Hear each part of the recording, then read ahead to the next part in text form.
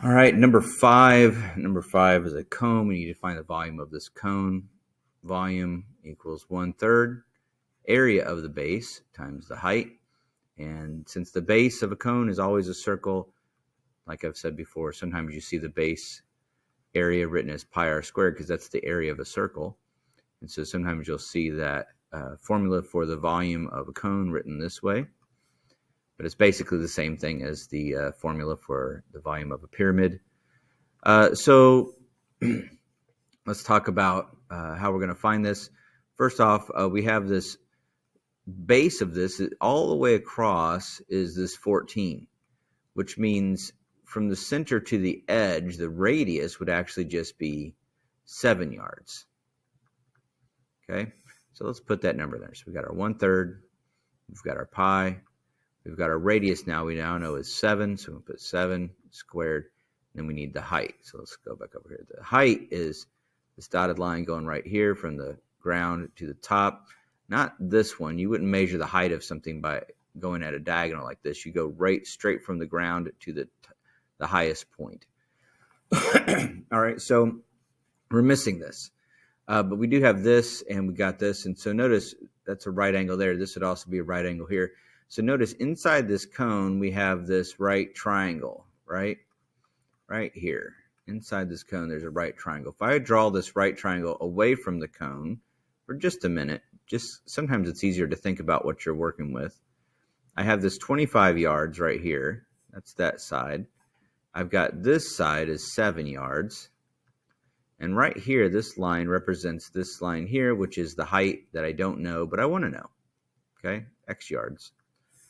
So now, ignoring the rest of the problem for just a moment, I'm looking at this right triangle.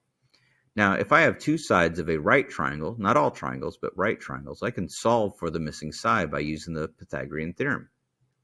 Squared plus b squared equals c squared.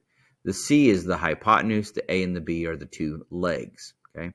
So in this right triangle, the hypotenuse is the one opposite the right angle. Right angle is like pointing right at it. Oh, here it is, right?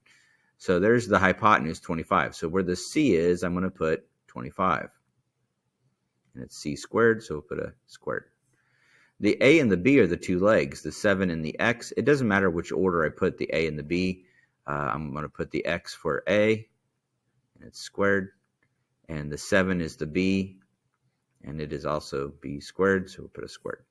Okay, scroll down a little bit. In fact, let me extend this page. All right, so we've got x squared plus 7 squared equals 25 squared. So let's do some algebra to solve this.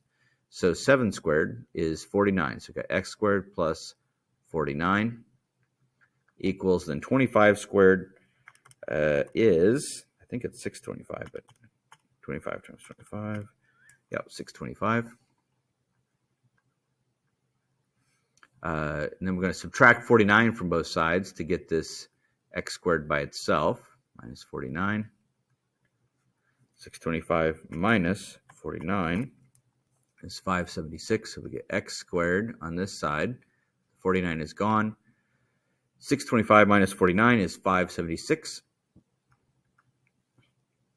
And then we're going to do the square root to get rid of the squared. Square root of x squared is just x. Square root of 576, do second. The x squared key gives me the square root.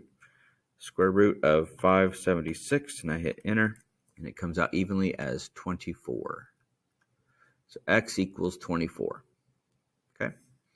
All right, so we've got this x. Let's go back and remind ourselves what that was. That was this right here, 24, which was this height right here, 24 yards.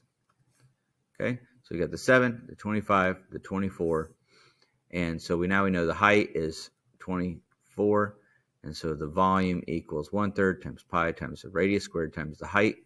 So now let's just plug it all in on our calculator. So we've got 1/3, so 1 divided by 3 in parentheses, times pi. So I'll do a second, and then this key to get our pi, times 7 squared, and then times 24, and hit enter.